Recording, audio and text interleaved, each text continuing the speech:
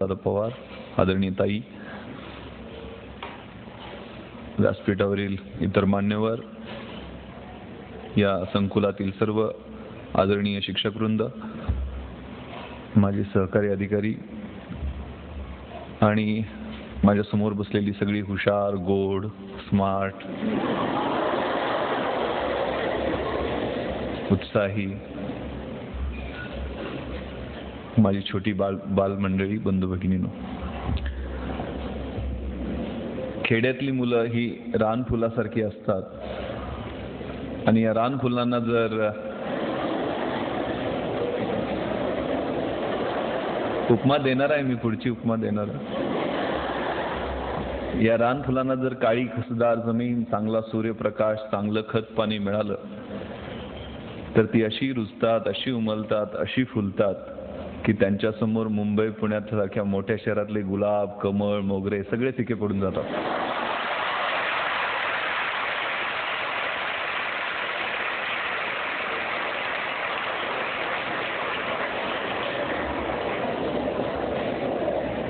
असंच काम या संकुलामध्ये या माझ्या समोर बसलेल्या रानफुलांना फुलवण्याचं काम इथल्या मंडळीकडून होत आहे। एक देशाला आदर्श, विशेषतः मुलींना मानसिक दृष्ट्या, शारीरिक दृष्ट्या, शैक्षणिक दृष्ट्या सबल बनवून त्यांना स्वतःच्या पायावर उभा करण्यासाठी जी जिद्द आपण उभी केलेली आहे, बांधलेली आहे, ती एकमेवाद्वितीय आहे। या ठिकाणी ताईंनी मला सांगितलं की मुलांच्या मध्ये मोटिवेशन, मुलांच्या मध्ये असणारं न्यूनगंड आणि त्यांना थोडंसं UPSC, IAS कसं व्हावं, IPS कसं व्हावं याविषयी सांगावं। या ठिकाणी वेगवेगळ्या प्रोफेशनल कोर्सेसचाही अंतर्भूत करण्यात आलेले आहेत। नर्सिंग सारखा, BEd सारखा वेगवेगळे व्होकेशनल कोर्सेस या ठिकाणी इंट्रोड्यूस करण्यात आलेले आहेत की जेणेकरून स्वतःच्या पायावरती स्वतःची अस्मिता जागृत करून या छोट्या भगिनींना आपलं स्वतःचं अस्तित्व, ओळख समाजाला करून देता येईल। आपण जे काम करताय त्या ठिकाणी मी खूप छोटा माणूस आहे की मुलांना काही सांगू शकेल, परंतु एक ग्रामीण भागातल्या पार्श्वभूमीतून UPSCची परीक्षा देऊन IPS होण्यासाठी, म्हणजे माझ्या बऱ्याचशा पदव्या सांगितल्या, sales tax inspector, deputy collector, IPS, LLB, MA आणि काय MBA वगैरे केलं। पण 1997ला मी फक्त BA होतो ज्यावेळेला मी IPS मध्ये सिलेक्शन झालं। BA इतिहास, शिवाजी विद्यापीठ, कोल्हापूर। आणि त्यानंतर मी सर्व्हिसमध्ये असताना MA एक्सटर्नल केलं। LLB लातूरला SP होतो, नांदेडला ॲडिशनल SP होतो, त्यावेळेला LLB कंप्लीट केलं आणि ट्रेनिंगच्या पिरियडमध्ये उस्मानिया युनिव्हर्सिटी हैदराबादमधून MBA कंप्लीट केलं। आणि 1997ला वयाच्या 23व्या वर्षी एका वर्षी deputy collector, sales tax inspector आणि IPS, डेप्टी कलेक्टर आणि सेल्स टॅक्स इन्स्पेक्टर या MPSCतनं आणि IPSCतनं UPSCमधनं असं 3 पोस्ट एका वेळेला मिळालेल्या होत्या। त्यामुळे थोडासा माझा म्हणजे स्वतःची पाठ थोपटून घेत नाहीये, परंतु सांगण्याचा मनोदय आहे की कशा पद्धतीने या स्पर्धा परीक्षांना आपल्याला एकत्रित तयारी करता येते आणि काही कृत्या असतात, काही प्लॅनिंग असतात की जे तुम्हाला या वयामध्ये भविष्य काळासाठी उपयोगी पडू शकतील। माझं गाव हे खूप छोटं आहे, कोकरूड नावाचं गाव आहे शिराळा तालुक्यात, 32 शिराळा आपण ऐकलं असेल। अगदी वारणेच्या कुशीत आणि सह्याद्रीच्या मुशीत वसलेलं हिरवगार असं देखणं गाव आहे। तिन्ही बाजूनं नदी जाते। लहानपण अगदी आंब्याच्या, जांभळाच्या झाडावर जाणे, नदीला जाऊन मासे पकडणे, घरी आल्यानंतर म्हैशीच्या धारा काढणे, तुमच्यापैकी 70-80% मुलांचं जसं असेल तसंच माझं गेलेलं होतं। वडील नावाजलेले पैलवान, गावचे सरपंच, त्यामुळे लहानपणी त्यांची खूप इच्छा होती की मी चांगला पैलवान व्हावं। मी आता ताईंना हेच सांगत होतो की पोलिओची चर्चा चाललेली होती, तर त्यांनी मला लहानपणी आई आग्रह करत असताना पोलिओचा डोस देऊन दिला नव्हता की पैलवानाचा पोरगा आहे त्याला काय होतं। तर ते मला पोलिओचा ताप आलेला होता। सुदैवानं एका डॉक्टरच्या चांगल्या ट्रीटमेंटमुळे मी लवकर बरा झालो, वेळीच मला फायदा झाला। आणि असं शाळेत ज्यावेळेला जायला लागलो त्यावेळेला शाळेपेक्षा तालमीत जावं अशी त्यांची खूप इच्छा असायची. पण तालमीत गेलं तर एक संजय माने नावाचा पैलवान, आता तो कॉन्स्टेबल आहे, तो मला सारखा उचलून आपटायचा.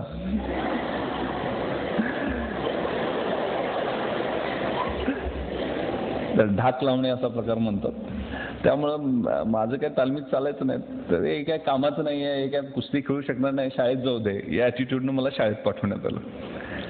मग शाळेत मात्र जरा थोडी पैलवानाचा मुलगा, सरपंचाचा मुलगा म्हणून दादागिरी चालायचीच. मग शाळेत गेल्यानंतर कुठं बसणार मी, तर वर्ग शिक्षिकेच्या खुर्चीवर. कारण शिक्षक तिरक्या डोळ्यानं बघायचे नाहीत, अरे पैलवानाचा पोरगा आहे, सरपंचाचा पोरगा, कशाला नादाला लागायचं त्याच्या. आणि नवीन एक बाई येणार होत्या, पण मी माझ्या नेहमीप्रमाणे स्टाईलमध्ये जाऊन खुर्चीत बसलेलो होतो, 6वीला होतो. अशीच कुणावर तरी दादागिरी चाललेली होती, छडी हातात होती माझ्या. त्या बाई आल्या, कदमबाई वर्गात आल्या, माझ्याकडे पाहिलं, मी का उभा राहिलो नाही, आल्या जवळ आणि कानाखाली 2 आवाज काढले. बाई म्हणाले, अरे विश्वास, तू स्वतःला काय समजतोस? सरपंचाचा मुलगा, पैलवानाचा मुलगा, असाच मोठा होशील, गावगुंड होशील, किड्यामुंगीसारखा जगशील आणि मरून जाशील, तू स्वतःचं अस्तित्व काय राहणार नाही. मला ते शब्द झोंबले. माझं स्वतःचं अस्तित्व काय? 6वीला होतो, वय वर्ष 7, 8, 10 असेल काय. आणि पटलं नाही मला की आपल्याला काहीतरी चुकतंय आपलं. घरी गेलो मी, वडिलांना म्हटलं मला शाळेत जायचं नाही, मला माझी ओळख बनवायची. अरे वडील म्हणे, शाळा शिकूनच ओळख बनवता येते. म्हटलं मी शाळेत जाणार नाही मी इथल्या. मग कुठं जाणार? तालुक्याच्या ठिकाणी शाळेला जाणार म्हटलं. न्यू इंग्लिश स्कूल 32 शिरा या ठिकाणी मला ॲडमिशन घेतलं. सकाळी बस पकडायची 8 वाजताची. 18 किलोमीटर असलं तरी रस्ते खूप कच्चे होते, त्यामुळे 1.5-1 तास लागायचा. परत संध्याकाळी 5च्या बसने यायचो परत. वडिलांचंही त्यावेळेला प्रमोशन झालं, ते पंचायत समितीचे सभापती झाले, जिल्हा परिषदेला निवडून येऊन. पण त्यांना मी सक्त बजावून सांगितलं की मला माझी स्वतःची ओळख बनवायची, तुम्ही माझ्या शाळेत यायचं नाही. आणि ते शेवटपर्यंत माझ्या शाळेत आले नाहीत. अनेक कार्यक्रमांना त्यांना बोलवण्यात आलं, पण ते आले नाही. 10वीचं वर्ष होतं. शिक्षकांचा रोल किती महत्त्वाचा असतो ह्या विद्यार्थ्यांसाठी सांगतो. 10वीचं वर्ष होतं. आमचे गायकवाड सर पीटीचे शिक्षक होते. त्यांना कळायचं की पोरगं हुशार आहे, 70-75% मार्क पडत आहेत, तर याला जाण्या येण्याचा वेळ खूप वाया जातोय. मग 17 किलोमीटर, 1 तास संध्याकाळी, 1 तास सकाळी. तर त्यांनी मला सांगितलं की तू विश्वास माझ्या घरी राहा, तुला काय घराचं भाडं द्यायचं असेल, मेसचं पैसे द्यायचं असतं, घरी माझ्या खर्चाला ते मी काय नाही म्हणत नाही, तुझा स्वाभिमान दुखवत नाही, पण तू घरी राहा, तुझा वेळ वाचेल, माझ्या घरात एक रूम आहे. ठीक आहे म्हटलं सर, जशी तुम्ही म्हणाल. पण सरांना एक सवय होती ती मला माहित नव्हती, ते पहाटे 3 वाजता उठायचे.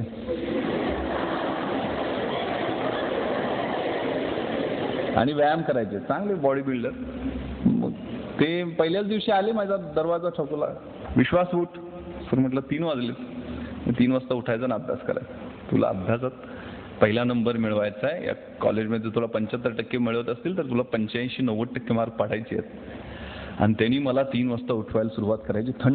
थंडीच्या दिवसात थंड पाण्याच्या नळाखाली बसवायचे. 3:30ला मला फ्रेश करून अभ्यासाला बसवायचे. 3:30 ते 8:30-9 पर्यंत माझा अभ्यास असा व्हायचा की जे काय वाचेल ते डायरेक्ट ब्रेनमध्ये जायचं. इतका चांगला अभ्यास झाला, कधी मी स्वप्नात सुद्धा विचार केला नव्हता. एवढे मार्क, म्हणजे 88 साली 88% मार्क मिळवून मी तालुक्यात पहिला आलो.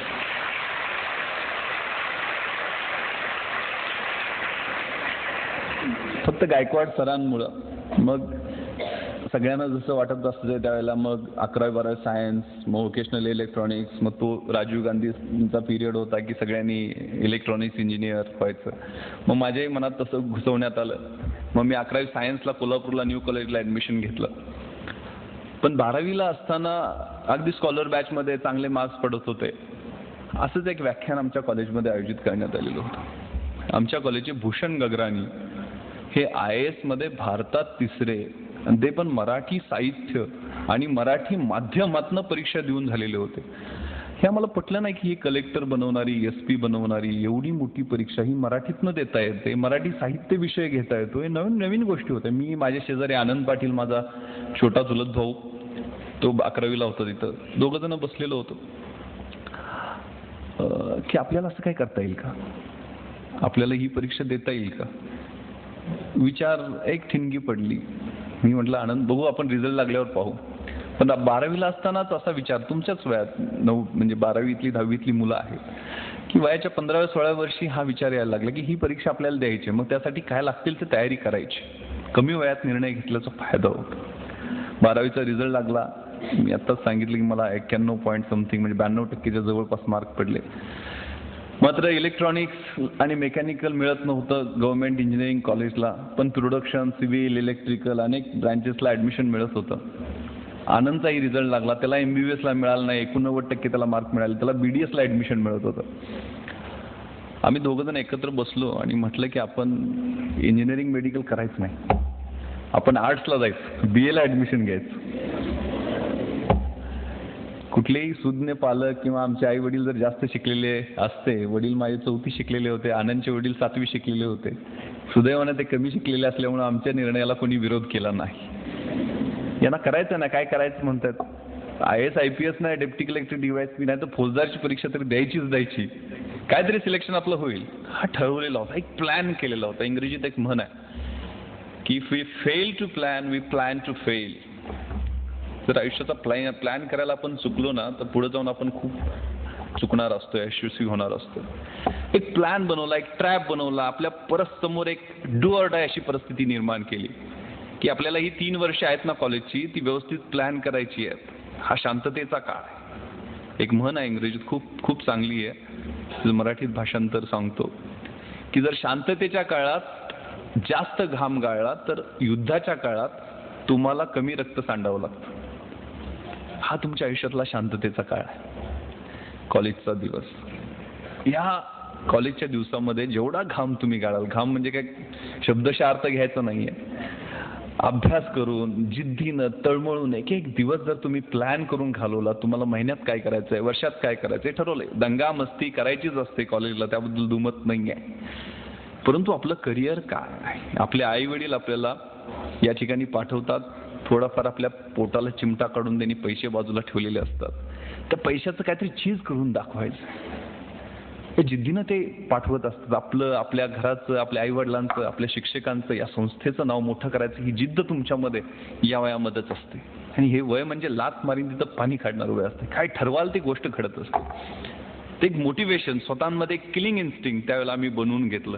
आणि कॉलेजची माझी BAची वर्ष होती, त्याचा प्लॅन मग NCCचं सर्टिफिकेट आपल्याला मिळवायचं आहे. NCCच्या माध्यमातून शूटिंग कॉम्पिटिशनमध्ये आपल्याला गती आहे तर त्याचं गोल्ड मेडल युनिव्हर्सिटीपर्यंत मिळालं पाहिजे. NSSच्या माध्यमातून मास लिटरसी, रुरल रिकन्स्ट्रक्शनचे कॅम्प आयोजित करून त्यात भाग घेणं. पुस्तकं मिळवणं थोडंसं कठीण होतं कारण पुस्तक महागडी होती, एवढी मोठी संस्था आमची नव्हती. मग पुस्तकांसाठी काय करायचं तर गावात एक आम्ही स्टडी सेंटर बनवलं. स्टडी सेंटरच्या माध्यमातून ग्रामीण भागातली जेवढे काय संस्था, इकडं तर आपल्या वेस्टर्न महाराष्ट्रातच आमचं गाव येतं त्यामुळे सहकारी संस्थांचं जाळं होतं, त्यांच्याकडनं मदत जमा केली. आमच्या गावचे आमदार जे आता विधान परिषदेचे सभापती आहेत शिवाजीराव देशमुख साहेब, त्यांना ही कल्पना सांगितली की आम्हाला लायब्ररी बनवायची आणि लायब्ररीसाठी पैसे पाहिजेत. त्यांनी 1 लाख रुपये, मी SYला होतो त्यावेळेला, आम्हाला मुख्यमंत्री सहायता निधीतनं मिळवून दिले. जवळजवळ 2-2.5 लाख रुपये आमच्याजवळ जमा झाले. त्यातली 1.5 लाखाची पुस्तकं आणि 1 लाखाची छोटीशी इमारत आम्ही बांधली. ती पुस्तकं 1.5 लाखाची म्हणजे वाघिणीचं दूध आम्हाला मिळालं आणि अभ्यासाला जिद्दीनं सुरुवात केली. काही माहीत नव्हतं कशी परीक्षा देता येते, कुठं देता येते, काय पुस्तक वाचावे लागतात, काय करावं लागतं, काही माहीत नव्हतं.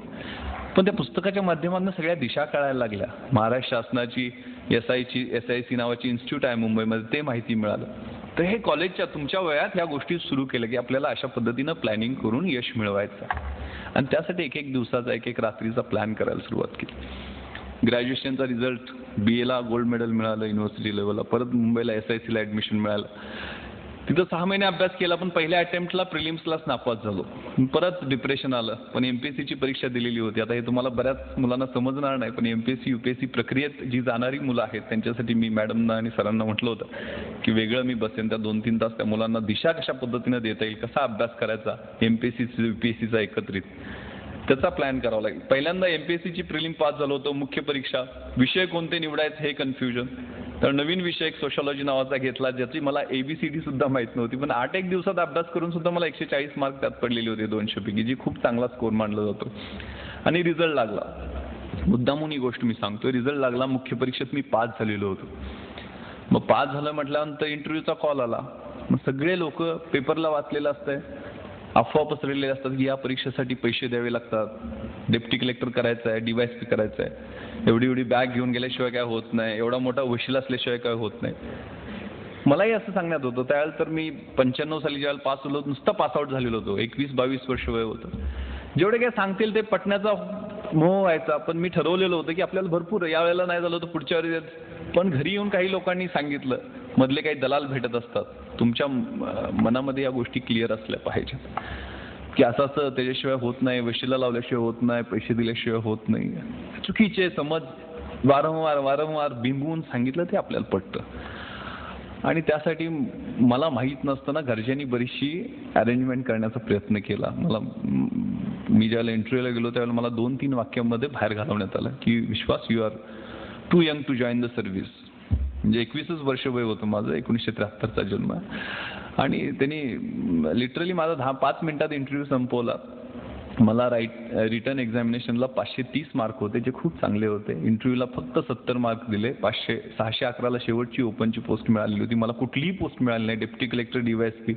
मेन पास झाल्यावर तर लोकांना गावाकडे अफवा पसरली, हे झाला साहेब झाला, डेप्टी कलेक्टर झाला, DYSP झाला, अशा अफवा पसरल्या. लोक माझ्याकडे भेटायला यायचे ग्रामीण भागात. अहो विश्वासराव, तुम्ही आता DYSP झाला, आमचं पोरगं तेवढं 12वी पास झाल्यावर का कॉन्स्टेबल भरती करायचं आहे. मी पण म्हणायचं हो, कारण त्या वेळात मी करतो ना म्हणे, जाता सर्व्हिस जॉईन करणार. आणि ज्यावेळेला रिझल्ट लागला त्यावेळेला कुठलीच पोस्ट मिळाली नव्हती. चुकीच्या मार्गाने गेलेलो होतो, एकही पोस्ट मिळाली नव्हती. फ्रस्ट्रेशन आलेलं होतं. घरी आलो की ग्रामीण भागात कशी परिस्थिती आहे, ज्यावेळेला चांगलं असतं त्यावेळेला सगळेजण कौतुक करायला येतात, आणि ज्यावेळेला वाईट होतं, अरे कसं काय झालं रे, येऊन भेटायला, जसे मैताला जातात ना भेटायला, तू तर पास होणार होता, काय झालं. आणि हा पिरियड असा असतो की अपयशामध्ये खूप जवळची लोक सुद्धा सोडून जातात, अगदी हृदयाच्या जवळची सुद्धा सोडून जातात, समजलेली दिसत नाही.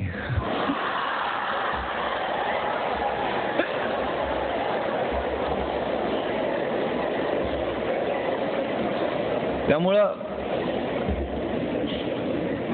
एक बॅड पॅच, 1996 वर्ष मी बॅड पॅच मानतो की असा वाईट अनुभव आल्यामुळं मी ठरवलं की मला स्वतःचं काय जमणार नाही आता. त्यावेळेला जिल्हा परिषदेची इलेक्शन पण लागलेली होती. वडील ऑलरेडी जिल्हा परिषद मेंबर होते. त्यांना म्हटलं की मला काही अभ्यासाचं जमणार नाही, मला काय जिल्हा परिषद तिकीट मिळवून देताय का, बघा माझं वय भरतंय आता. तर वडिलांनी खूप 4थी शिकलेले होते, पण खूप समंजस, सरळ मार्गी. त्यांनी मला सांगितलं, विश्वास, तुला स्वतःचं, तू आता म्हणतोयस ना, तर ही गोष्ट ब्लेसिंग इन डिस्गाइज, इष्टापत्ती म्हणून समज, आणि जिद्दीला कामाला लाग. येणाऱ्या वर्षात अभ्यास कर, जर झालं नाही तर बघू ना, आपलं काय शेतीवाडी चांगली आपली, काय प्रॉब्लेम नाही. पण तुला नापास झालाय, तुझा अपमान झालाय असं वाटतं ना, तू अभ्यास कर.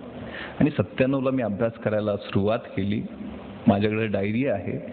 माझी मुंबईला SICत मी ऑलरेडी होतो, त्यामुळे परत तिथं ॲडमिशन मला मिळाली नाही.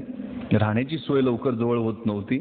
आंबिवली स्टेशन कल्याणच्या समोर आहे, कल्याणच्या पुढं जवळजवळ 80 किलोमीटर. त्या ठिकाणी आत्तेभाऊच्या फ्लॅटवर राहायची सोय झाली. तिथं मला गायकवाड सरांनी जी सवय लावलेली होती ना 10वीची, ती आठवली. तिथं मी 3ला उठायचो, 3:30ला मी 3:30ची ट्रेन पकडायचो, आणि 5:30ला मी VT स्टेशनला पहिला माझ्या लायब्ररीत जाणारा मुलगा असायचो. सकाळपासून संध्याकाळपर्यंत 8:30 पर्यंत अभ्यास करायचो. एक जीन्स, एक गोलगाळ्याचा टी-शर्ट, स्लीपर, दाढी वाढलेली, अशा पद्धतीनं तळमळीनं एक 8 महिने अभ्यास केला, 8-9 महिने. आणि त्यावेळेला मग MPSCतनंही deputy collector, sales tax inspector, PSI तिन्ही परीक्षा दिलेल्या होत्या, वेगवेगळ्या परीक्षा झालेल्या होत्या. 3-9 प्लस फिजिकल ते PSIची असते ती धरून 10, आणि IPSच्या प्रिलिम मेन्स इंटरव्ह्यू 3, म्हणजे 13 परीक्षा 8 महिन्याच्या काळात मी नॉनस्टॉप पास होत गेलो.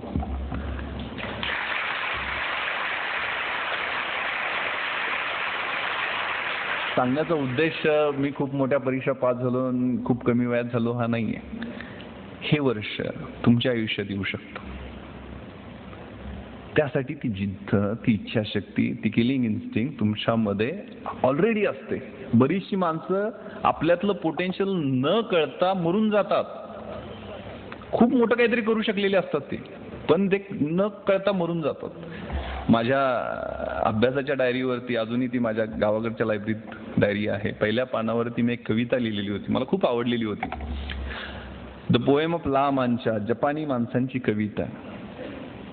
To dream the impossible dream. जे अशक्य वाटते ते स्वप्न मला पाहायचं आहे. टू फाईट द अनबिटेबल फो. ज्या शत्रूचा कोणी पराभव करू शकत नाहीये त्या शत्रूला मला हरवायचं आहे. To beer with unbearable sorrow. कुणालाही सहन होत नाही ते दुःख मला सहन करायचं आहे. To run way the brave dare not to go. ज्या ठिकाणी धाडशी माणसं जाण्याचं धाडस करत नाहीत त्या ठिकाणी जाऊन मला धावायचं आहे. To love the pure and chest from अफार. To write the unforgivable wrong. To try Wien your arms R to very. ज्यावेळेला माझे भाऊ थकलेले आहेत, माझे पाय थकले आहेत, हात थकलेले आहेत, शरीर थकलंय, त्यावेळेला मला समोर एव्हरेस्ट दिसतंय, त्यावेळेला मला माझं एक एक पाऊल त्या एव्हरेस्टच्या दिशेनं टाकायचं आहे. To reach that unreachable star. तो स्टार मला गाठायचा आहे. दिस is my quest to follow that star no matter how hopeless, no matter how फार. To fight for the right without questions, without pause. To be willing to March in to the hell for heavenly cause.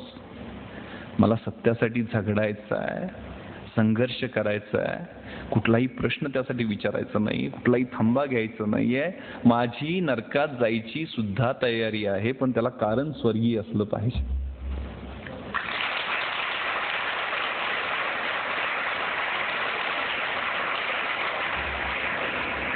ही इच्छाशक्ती त्या अभ्यास करताना समोर होती. मी ज्यावेळेला इंटरव्ह्यूला गेलेलो होतो ना त्यावेळेला मी, आनंद, माझ्याबरोबर जो चुलत भाऊ होता ना तोही माझ्याबरोबर IAS मध्ये सिलेक्ट झाला. माझ्यावर त्याची रँक आली. तो आता शिवगंगा म्हणून तमिळनाडूमध्ये आहे, त्या ठिकाणी कलेक्टर म्हणून काम करतोय. आम्ही ज्यावेळेला इंटरव्ह्यूला धोलपूर हाऊसमध्ये दिल्लीला गेलेलो होतो त्यावेळेला आमच्याबरोबर एक विकास जैन नावाचा मुलगा होता. तो बीटेक फ्रॉम IIT पवई आणि MMS from IIM Ahmedabad. B Tech MMS खूप मोठी डिग्री आहे. म्हणजे तिथं फायनल इयरला असतानाच अमेरिकेतनं दर महिन्याला ₹1,00,000 पगाराचे कॉल येतात. तर एवढा हायली क्वालिफाईड होता. 2 वर्ष अमेरिकेत नोकरी करून आलेला होता. आमच्यावरच तो महाराष्ट्राला राहिला असल्यामुळं त्याची ओळख झालेली होती.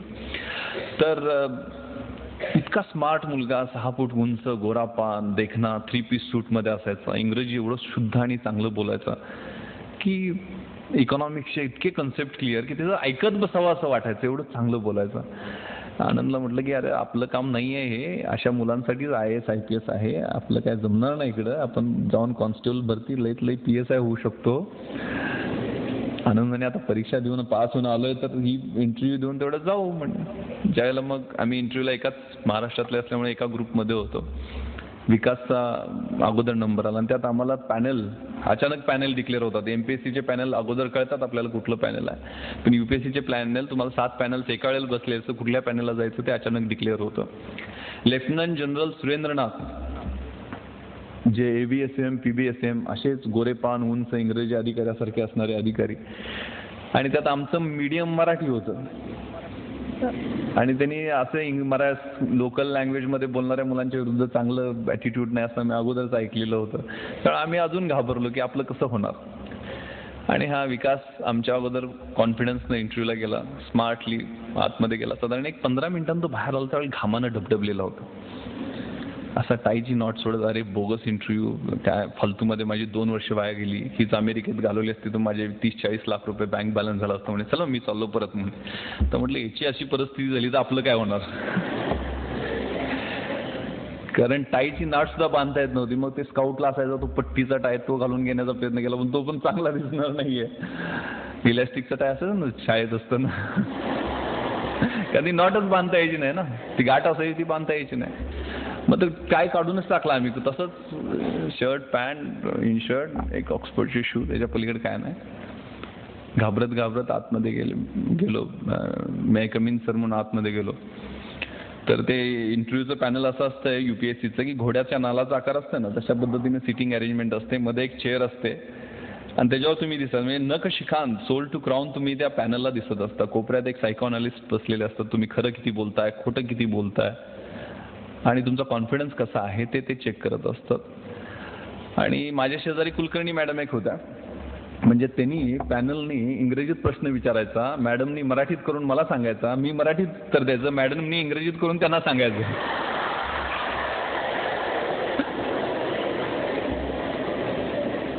अशी दळबद्री परिस्थिती.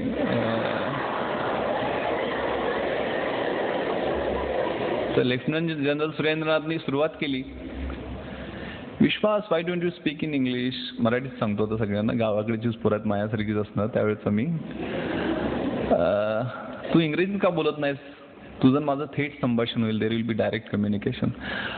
मी म्हटलं sir I am from rural background, मी खेड्यातला आहे, प्लीज मला मराठीत बोलू दे, मी कम्फर्टेबल फील करेल. ते म्हणे विश्वास you try in broken English, मोडक्या तोडक्या इंग्रजीत बोलू म्हणे. म्हटलं sir okay I will try my best. म्हटलं सर मी माझा प्रयत्न करतो. त्यांनी विचारलं विश्वास यू हॅव बीन ग्रॅज्युएटेड, 94 मध्ये ग्रॅज्युएट झाला आहेस, 3 वर्ष तू काय कर, व्हॉट आर यू डुईंग. मी उत्तर दिलं sir I have established one competitive study centre at my village which works for the upliftment of the rural youth as well age for डिसिमिनेटिंग rational and viable ideas in rural फोक्स. ते चाट पडले, अरे you speak very good English. तर तेवढंच उत्तर मी पाठ करून ठेवलेलं होतं.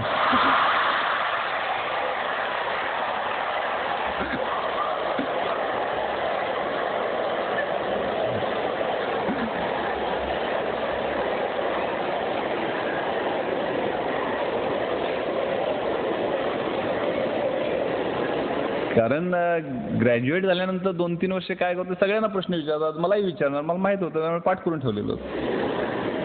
त्यानंतर माझं खरं इंग्रजी बाहेर यायला लागलं. पुढचा प्रश्न काय होता, माझा मराठी साहित्य विषय होता आणि त्यांनी मला विचारलं की विश्वास you might have heard about Ghashiram Kotwal. Ghashiram Kotwal बद्दल ऐकलं असशील, वाय इट वॉज कंट्रोवर्सी, वादग्रस्त का झालेलं होतं. मी उत्तर दिलं sir Ghashiram Kotwal was drama written by Vijay Tendulkar and it was controversial because Nana Fadnis was shown as behind women person. आता त्यांना behind womenचा अर्थच कळेना. मग त्या मॅडमनं मी सांगितलं स्त्रीलंपटचं भाषांतर करून द्या, मग त्यांनी वुमनायझर म्हणून भाषांतर, म्हणजे असं माझं जमेल तसं पुढे ढकलायला लागला. पण माझ्या एरिया ऑफ इंटरेस्टमध्ये ज्या वेळेला इंटरव्ह्यू आला, माझा छंद जो होता तो organising rural youth for mass development, ग्रामीण भागातील युवकांचं रचनात्मक कार्यक्रमांसाठी संघटन. आणि त्यासाठी मी सगळ्या गोष्टी खेड्यातल्या असल्यामुळं खेड्यातल्या गोष्टी स्वतः केलेल्या होत्या. मला ग्रामीण भागातले प्रश्न चांगल्या पद्धतीनं माहीत होते, त्यामुळे जमेल तशी माझा UPSCतनं IPSचा इंटरव्ह्यू असो किंवा MPSCनं डेप्टी कलेक्टरचा असो, विक्रीकर निरीक्षकचा असो किंवा कुठलाही असो, मला पुढचे प्रश्न काय विचारणार हे माहीत असायचं. कारण मी त्याचा प्लॅन केलेला होता, आपल्याला याचा सब क्वेश्चन्स हा असू शकतो, शूटिंगच्या संदर्भात सगळी तयारी केलेली होती. त्यामुळे मला सगळे प्रश्न उपप्रश्न जे अपेक्षित होते ते विचारले गेले, जसे जमतील तसे मराठी हिंदी इंग्रजीत ते प्रश्नांची उत्तरं मी दिली. शेवटचा प्रश्न त्यांनी विचारला होता तो खूप मला महत्त्वाचा वाटतो आणि मला त्यांनी मार्क जास्त दिले असतील असं वाटतं. त्यांनी हिंदीत विचारलेलं होतं लेफ्टनंट जनरल सुरेंद्रनाथनी की विश्वास इस दुनिया में तुम क्यों आए, इस दुनिया में आने का तुम्हारा मकसद क्या. तर काय उत्तर, मी तर स्वतःहून आलेलं नाही, आईवडिलांनी आणलं. काय उत्तर द्यावं. काय म्हणजे कलेक्टर झालो तर ग्रामीण भागातले प्रश्न सोडवेन, लोकांच्या समस्या सोडवेन, गरिबांचे अश्रू पुसण्याचं काम करेन, असं काहीतरी उत्तर दिलं असतं तर ते बोगस नकली वाटलं असतं. मी क्षणभर माझ्या भूतकाळाकडे पाहिलं, मला बाहेर बसलेला आनंद दिसला, तोही इंटरव्ह्यूसाठी आलेला होता.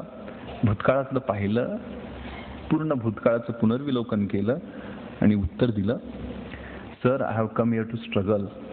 मी या ठिकाणी संघर्ष करायला आलो, आत्तापर्यंत प्रतिकूल परिस्थितीशी संघर्ष करत इथंपर्यंत पोहोचलोय आणि इथं तुम्ही मला जर सिस्टममध्ये येण्याची संधी दिली तर सिस्टममधल्या वाईट गोष्टींच्या विरुद्ध संघर्ष करायची इच्छा आहे. ते उत्तर त्यांना अपील झालं. आणि ज्या ठिकाणी मी म्हटलं होतं ना मगाशी विकास Jain, अमेरिकेतली BTech MMS highly qualified, मी BA इतिहास शिवाजी विद्यापीठ कोल्हापूर, तो हायली क्वालिफाईड मुलगा, त्याला पहिला प्रश्न विचारला की तू अमेरिकेतली 2 लाख रुपये पर महिन्याची नोकरी सोडून इथं 10,000 रुपये पर महिन्याची नोकरी पकडायला कशासाठी आलास. त्याला त्याचं उत्तर व्यवस्थित देता आलं नाही. त्याच्या इंटिग्रिटीबद्दल, त्याच्या ऑनेस्टीबद्दल, त्याच्या प्रामाणिकपणाबद्दल क्वेश्चन मार्क तयार झाला. आणि पुढचे त्याला प्रश्न विचारले की तुझ्या टाईममध्ये इन्ग्रेडियंट्स कोणते आहेत, त्यात नायलॉन किती % आहे, पॉलिस्टर कसं किती % आहे, मग ते टेरिलिन कसं बनवतात, म्हणजे अतिशय इरिलेव्हंट असंबद्ध प्रश्न त्याला विचारले गेले आणि जाणीवपूर्वक त्याचा इंटरव्ह्यू फ्लॉप करण्यात आला. 300 पैकी त्याला 80 मार्क होते. त्या ठिकाणी मला महाराष्ट्रात 1997ला सगळ्यात जास्त 210 मार्क दिलेले होते.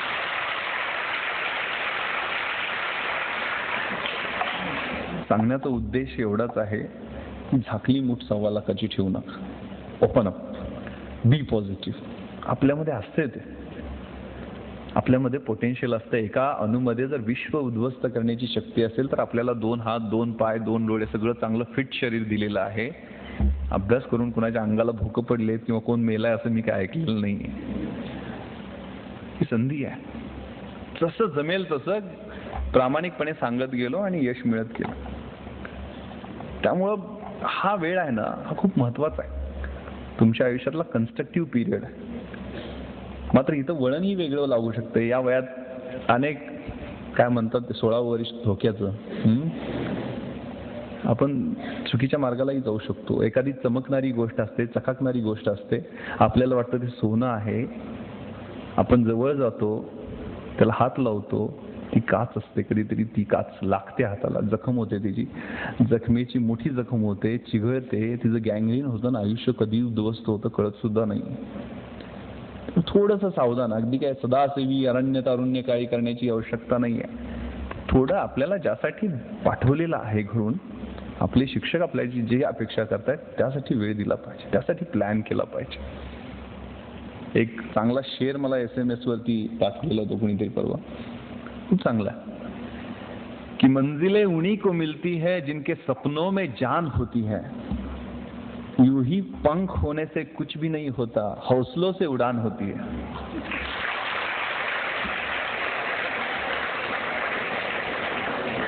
तुमच्यातला हौसला, तुमच्यातली जिद्द, तुमच्यातली इच्छाशक्ती, या गोष्टी तुमचं स्वप्न पूर्ण करणार आहेत. त्यामुळे प्लॅन करा. हेच वय आहे प्लॅन करण्याचं.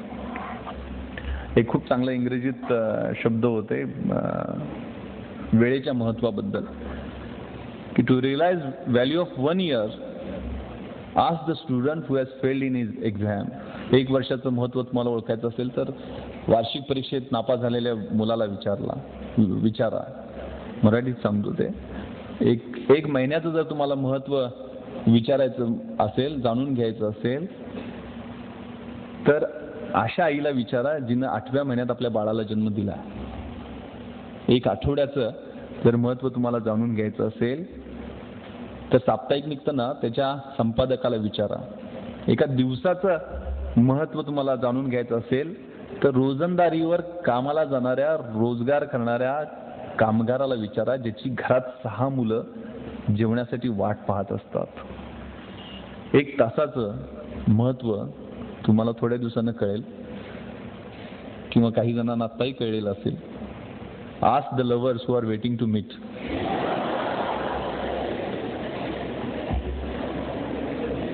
एक मिनिटाचं महत्त्व तुम्हाला जाणून घ्यायचं असेल तर ज्याची ट्रेन चुकली आहे अशा माणसाला विचारा. 1 सेकंदाचं महत्त्व तुम्हाला जाणून घ्यायचं असेल तर त्याचा नुकताच ऍक्सिडेंट चुकलाय ना, ऍक्सिडेंटमध्ये वाचलाय, त्याला विचारा. आणि सगळ्यात महत्त्वाचं, to realise value of 1 millisecond, सेकंदातल्या 10व्या भागाचं तुम्हाला महत्त्व जाणून घ्यायचं असेल तर ask the runner who has won silver medal in Olympics.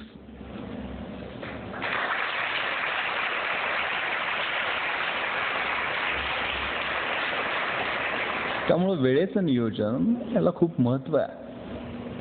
आपल्याला वाटतं की ही खूप मोठी मोठी माणसं झालीत, एवढं मोठं एम्पायर उभं करायला दादांना विचारा किती कष्ट लागले असतील. The heights of great men reached and kept were not attained by sudden flight, but while their companions were asleep, they were toiling upwards in the night. जी काही उंची मोठी माणसं गाठतात ना, ती काही एका झेपेत मिळालेली नसते. तर ज्यावेळेला त्यांचे 6 अध्यायी बरोबरचे अभ्यास करणारे झोपा काढत असतात, त्यावेळेला रात्रभर तळमळून जागून अभ्यास करून ती उंची गाठण्यासाठी एक पाऊल त्यांनी पुढे टाकलेलं असतं. प्रयत्न सोडलेले नसतात. खूप आपल्या शाळेतल्या ओळी जर घेतल्या तर खूप चांगलं मोटिवेशन, मॅडमनी मोटिवेशन बद्दल सांगितलं म्हणून मी स्पेसिफिक सांगतो. खूप चांगली एक कविता शाळेत असताना होती की जब तक सफल न हो नींद की चैन त्यागो तुम, संघर्षों का मैदान छोड़कर मत भागो तुम, कुछ किए बिना जय जयकार नहीं होती, कोशिश करने वालों की हार कभी नहीं होती. ही कोशिश, प्रयत्नवाद, संघर्ष हे तरुणाईची ओळख. तरुणाई कसली आहे? भगतसिंग, राजगुरू, सुखदेव, अशफाकुल्ला खान यांनी सुद्धा दंगा केला होता ना, त्यांची तरुणाई होती. रंग दे बसंती पाहिला असेल. न इज्जत दे, न अजमत दे, न सूरत दे, न सीरत दे, मेरे वतन के वास्ते या रब मुझे मरने की सिर्फ हिम्मत दे. कशी इच्छाशक्ती असायची, काय आरजू असायची. आरजू कुछ भी नहीं है, आरजू बस यही है, रख दे कोई खा के वतन मेरे कफन में. माझ्या कफनामध्ये या देशाची एक मूठभर मिट्टी ठेवावी अशी आरजू असणारे भगतसिंग फासावर जाताना आईला म्हणतात की मनी धीर धरी शोकावरी जननी भेटेन 9 महिन्यांनी. तू शोकावर, मी फासावर चाललोय ना, पण पुन्हा तुझ्या पोटामध्ये 9 महिन्यांनी जन्म घेणार आहे. तू शोकावर, धीर धर. अशी इच्छाशक्ती असणारी आमची आदर्श मंडळी, यांचे आदर्श समोर ठेवायचे, यांचे रोल मॉडेल्स म्हणून पुढे घ्यायचे. मी परवाच एक सर्वे वाचत होतो. आजकालची आपली मुलं आपलं कॉलेजचं शिक्षण पूर्ण होई तोपर्यंत 20,000 तास टीव्ही पाहतात. 20,000 तासामध्ये 15,000 खुनाचे सीन, मर्डरचे सीन, 12,000 रेपचे सीन आणि 1,00,000 अश्लील जाहिराती पाहतात. त्यांच्या पुढे किती आईबापांनी शिक्षकांनी बोंब मारून सांगण्याचा प्रयत्न केला तर कसा फरक पडणार, असा एक सर्वे आला होता. आणि त्यात असं म्हटलेलं होतं की आजचे प्रश्न शाळेचे तास चुकवणे, शाळेमध्ये टिवल्या बावल्या करणे, विमान फेकणे अशा पद्धतीचे आहेत, म्हणजे शाळेतले प्रश्न, बंक करणे क्लासेस. पण उद्या जाऊन हे प्रश्न, शाळेतले प्रश्न, कॉलेजचे प्रश्न, हे गर्भपात, एड्स, चाकू सुऱ्यांचा वापर अशा पद्धतीचे भयानक होऊ शकतात. तर वेळीच आपल्याला सावध व्हायला नको का, तो विचार करण्याची आवश्यकता आहे. मी इन्स्पेक्शनसाठी एका पोलीस स्टेशनला 8 दिवसापूर्वी गेलेलो होतो. 8-15 दिवस झाले असतील. इन्स्पेक्शनला महिला सुरक्षा समितीची बैठक मी घेतो आणि गावाचं नाव सांगत नाही, त्यात काय फारसं महत्त्व नाही आहे. त्या महिलांची बैठक बोलवलेली होती आणि त्यांना म्हटलं की तुम्ही पोलीस स्टेशनला राऊंड मारला का, पाहिलं का पोलीस स्टेशनमध्ये कोणी आहे का. ते म्हणे नाही. मग म्हणे चला आपण फिरून येऊ जरा पोलीस स्टेशनमध्ये. कोपऱ्यात एक बाई बसलेली होती, तोंडाला तिनं बोळा पकडलेला होता. मी म्हटलं का ताई, कशाला आलाय तुम्ही, का पोलीस स्टेशनमध्ये का आलाय. तिने तोंडाचा बोळा बाहेर काढला तर भळाभळा तिच्या तोंडातनं रक्त व्हायला लागलं. म्हणजे काय झालं, काय ऍक्सिडेंट झाला तुमचा, कशानं रक्त कशानं तोंडात न्यायला लागली. तर तिनं आपला डावा हात माझ्यासमोर केला. त्या डाव्या हातामध्ये तिचे 7 दात होते आणि ती दाखवायला लागली, दादा हे म्हणे माझे दात अजून 3-4 वरती असे घुसलेले आहेत. काय झालं, कशामुळे झालं. तर म्हणे मला 3 पोरी आहेत या आणि पोरगा होत नाही म्हणून नवऱ्यानं तोंडात वरवंटा मारला. तर ही इतकी भयानक घटना आहे की तुमच्या मनावरती विपरीत परिणाम करणारी असू शकेल, पण ही फॅक्ट. ती भाऊजाईचं ऐकून त्या नवऱ्यानं म्हणे तोंडात वरवंटा मारलाय आणि हे दात माझे पडलेत आणि वरती दात गेले. मला खूप राग आला. मी इमिडिएटली तिथे इन्स्पेक्टरला बोलवलं, म्हटलं 307चा गुन्हा दाखल करा, बेट्याला धरून आणा, लॉकअपमध्ये टाका पहिले. ते सांगितलेलं तिला कळलं असावं, तिनं माझे पाय धरले. हो दादा म्हणे, काय गुन्हा दाखल करायचं नाही मला, माझं नाणं मला लावून द्या फक्त, माझी 3 पोरं रस्त्यावर येते.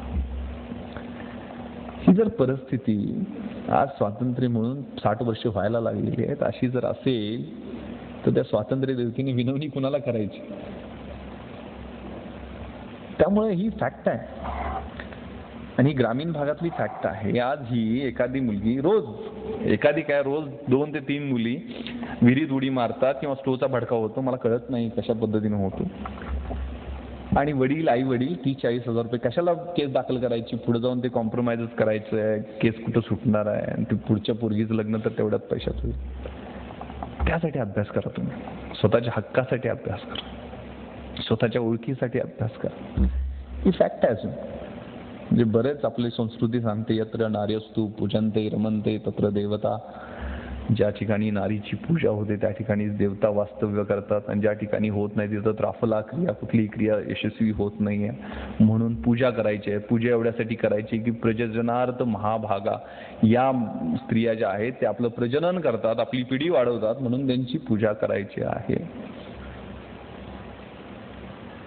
तर म्हणजे संस्कृती आपण मोठ्या गप्पा मारल्या तरी फॅक्ट बघितलं तर विजय देवरायच्या राजाला 4000 बायका होत्याच ना. एका वेळेला 4000 बायका सती गेल्या. तर मला समजत नाही एक राजा 4000 किती दिवस होतात आयुष्यातले.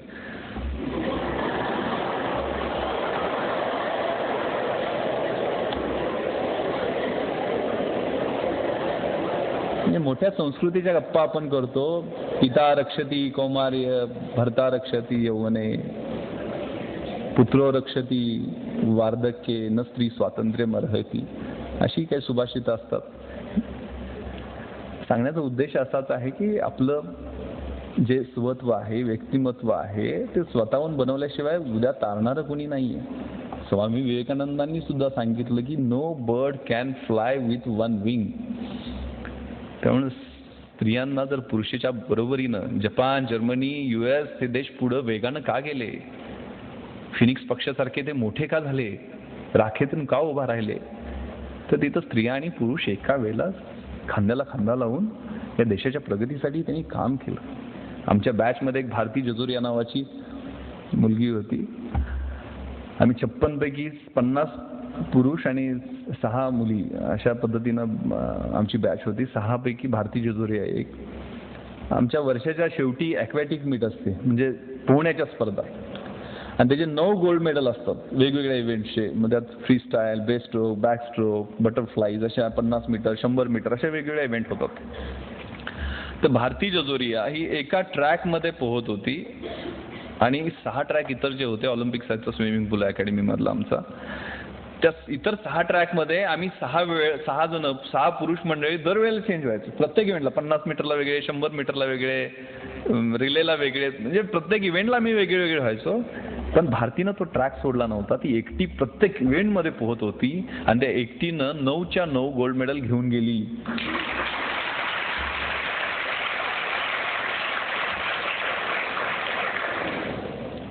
इंदिरा गांधींच्या बद्दल पण म्हटलं होतं ना की शी is the only man in the Lok Sabha. ते सांगण्याचा उद्देश तिचं, ऑफकोर्स ते एका सिनियर IAS ऑफिसरची मुलगी होती. तिचे वडील चीफ सेक्रेटरी होते. लहानपणापासून तिला ते फिजिकल फिटनेस आणि ह्या गोष्टीचं वेड होतं.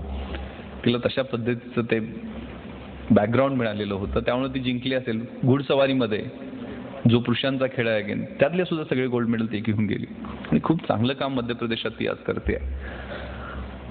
तर सांगण्याचा उद्देश की ही कल्पना चावला, ही भारती जजोरिया, ही मदर तेरेसा, ही मेधा पाटकर, या अशा कितीतरी आदर्श आपल्या समोर उभा आहेत की त्यांच्याकडे पाहून आपण काहीतरी करण्याची जिद्द आपल्यामध्ये तयार झाली पाहिजे. त्यामुळे पोटेन्शियल बाहेर काढण्यासाठी आवश्यक. मी आता एका मुलीचा वडील असल्यामुळे जास्त माझं घरात मेजॉरिटी झाली, आई, बायको, मुलगी. सांगण्याचा उद्देश की आपलं स्वतःचं व्यक्तिमत्व बनवायचं आहे, यातलं पोटेन्शियल काढायचं आहे. माझ्या मुलीचा पहिला वाढदिवस होता 2002ला आणि 22 मे 2002. घरात खूप पाहुणे आलेले होते म्हणून लातूरला मी रेस्ट हाऊसला झोपायला गेलेलो होतो.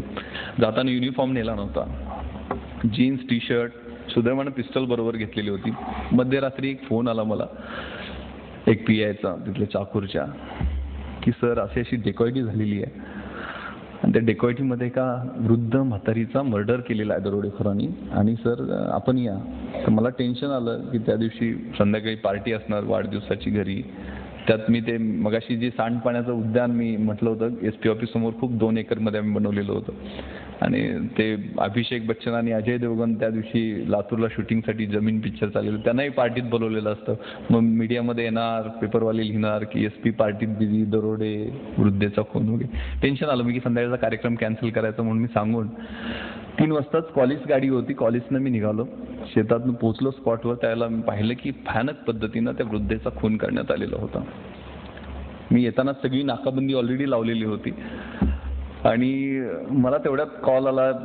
4:30 वाजले असतील, थोडंसं तांबडं फुटण्याची वेळ झालेली होती की सर या ठिकाणी 3 जण आम्हाला बघून पळायला लागलेले आहेत आणि ते नक्की दरोडेखोर असावेत आणि ते साधारण पानगाव म्हणून रेल्वे स्टेशन आहे त्या ठिकाणावरनं पळालेले आहेत. चोर तिथंच जाणार होते. नॅचरल कोर्समध्ये या गोष्टी होत्या म्हणून मी पण त्या बाजूनच निघालो.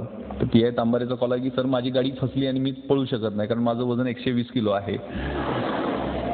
तर म्हटलं ठीक आहे, कुठल्या दिशेने गेलेत सांग. मग मी त्यावेळेला फ्रेश ट्रेन होऊन पहिला चार्ज लातूरचा होता, त्यामुळे मी आणि माझा बॉडीगार्ड आणि एक शेतकरी फकीर नावाचा 3 जण आम्ही त्या दिशेने गेलो. रस्ता दाखवायला त्या फकीराला घेतलेला होता. तर समोर आम्हाला ते, कारण लातूरला सगळा ओसाड भाग आहे, काय ऊस नाही काय नाही, सगळं वाळवंटा टाईप परिस्थिती. तर तिथनं लांब पळताना आम्हाला 3 जण दिसले आणि पाठलाग करायला सुरुवात केली. खाली उतरलो, गाडी काय जाऊ शकत नव्हती. मग पळत पळत त्यांच्या पाठीमागनं जसं जमेल तसं 14-15 किलोमीटर पळाल्यानंतर त्यांनी दगड फेकायला सुरुवात, कारण आम्ही सिव्हिल ड्रेसमध्ये होतो. मग स्वतःला वाचवण्यासाठी मी एक राऊंड फायर केला. त्यांच्या लक्षात आलं की पोलीसवाला असेल किंवा कुणाकडे तरी हत्यार आहे. मी एक राऊंड फायर हवेतच केलेलं होतं. मग त्यातला एक जण तिथंच लपला त्या झाडीमध्ये. मग तिथं लपला या लक्षात 2 जण पुढे पळाले. तर तिथं लपलेल्या माणसाचा आम्ही शोध घेतला आणि त्याला पकडला तिथं. आणि बाकी 2 पळाले तर सुटकावून. पण पुढच्या 2 सेक्टरमध्ये आम्ही परत चेकिंग लावलेलं होतं. बीड जिल्ह्यात सुद्धा लोकांना सांगितलेलं होतं की असे चोर पळालेले आहेत. आणि त्यांना तिथं एन सर्कल पुढच्या एका पोलीस स्टेशनच्या हद्दीत करण्यात आलं. पोलीस आणि लोकांनी एनसर्कल केलं. त्यावेळेला तिथला एक जण सापडला आणि दुसरे जण पळून जातं. सापडताना त्यानं दगड फेकायला सुरुवात केली. मला पोलिसांच्या ताब्यात देऊ नका म्हणत एक शेजारी विहीर होती, 150 फूट खोल विहीर होती, त्याच्यात उडी मारली. जागेवर खलास झाला, कारण विहिरीत पाणी अर्धा फूट सुद्धा नव्हतं. त्याला बाहेर काढलं. त्यावेळेला त्या वृद्धेनं प्रतिकार केला होता. त्याची इतर लक्षणं दिसली. एवढी मोठी मी गोष्ट सांगितली एवढ्यासाठी की मी तिथं स्पॉटवर इमिडिएटली गेलो, कारण बीड जिल्ह्यात होतं, तिथं मृत्यू झालेला होता. परत ह्युमन राईट कमिशन इतर एन्क्वायरी सुरू होणार म्हणून इमिडिएटली मी स्पॉटवर गेलेलो होतो, व्हिडिओ शूटिंग वगैरे करायचं म्हणून त्या मॅटरचं. आणि येताना मी ते एक दरोड्याचं स्पॉट तर ते मृत्यू झालेल्याचा स्पॉट या दोन्हीमधलं अंतर मोजलं तर ते 54 किलोमीटर होतं. नॉनस्टॉप हे दरोडेखोर 3 टप्प्यामध्ये 3 टीमनं पाठलाग करत असताना 54 किलोमीटर 1.5 तासात जवळजवळ पळालेले होते. यांना जर ऑलिम्पिकला पाठवलं असतं तर गोल्ड मेडल घेऊन आले असते. किती जबरदस्त शक्ती असते आपल्यामध्ये, किती जबरदस्त पोटेन्शियल असते. दुर्दैवानं एक विशिष्ट समाजाचे ते लोक होते ज्यांच्याकडे आपण तिरस्कारानं पाहतो. लिंबाराम सारखा एखादा धनुर्धर त्याच समाजात येतो. सांगण्याचा उद्देश असा आहे की आपल्यातलं पोटेन्शियल ओळख. एवढं चांगलं इन्फ्रास्ट्रक्चर, एवढं चांगलं वातावरण, लायब्ररी, इतक्या चांगल्या सोयी असणारी एवढी संस्था, हे तुमचं भाग्य आहे. तुम्ही योग्य ठिकाणी योग्य काळामध्ये योग्य वयामध्ये आलेला असता. रवींद्रनाथ टागोरांनी एक कविता लिहिलेली होती जिची भाषांतर C.D. देशमुखांनी केलेलं होतं की असशी जेते आताच तेथे काम हातीची सोडू नको, नव्या प्रदेशात धुंडुनी काढीन स्वप्न सुखी अळसू नको, घरापासची कर्मभूमी ती टाक नांगरुणी पांगू नको. ही कर्मभूमी आहे. हे शारदा नगरचं शैक्षणिक संकुल ही तुमची कर्मभूमी आहे. तिथं नांगरून तिथं आपल्याला सोनं पिकवायचं आहे. हे तुमच्या मनामध्ये असलं पाहिजे. आणि त्यासाठी उठा, जागे व्हा. विवेकानंदांनी सांगितल्यामुळं प्रमाणे rise awake stop not till the goal is achieved. आणि कामाला लागा, अभ्यासाला लागा. अशक्य कुठलीही गोष्ट नाहीये. आणि हे या वयातच आयुष्यात जन्म एकदाच मिळतो ना. आपले राष्ट्रपती सांगतात low M is a crime. कमी ध्येय ठेवणं हा गुन्हा आहे. आणि नेहमी there is always a room at the top. उंचीवरती आपल्यासाठी जागा राखीव असते. तर मोठं ध्येय ठेवा आणि ध्येय गाठण्यासाठी सर्व जिद्दीने प्रयत्न करा. मला वाटतं माईकला कंटाळा आला. थांबतो. जय हिंद, जय महाराष्ट्र.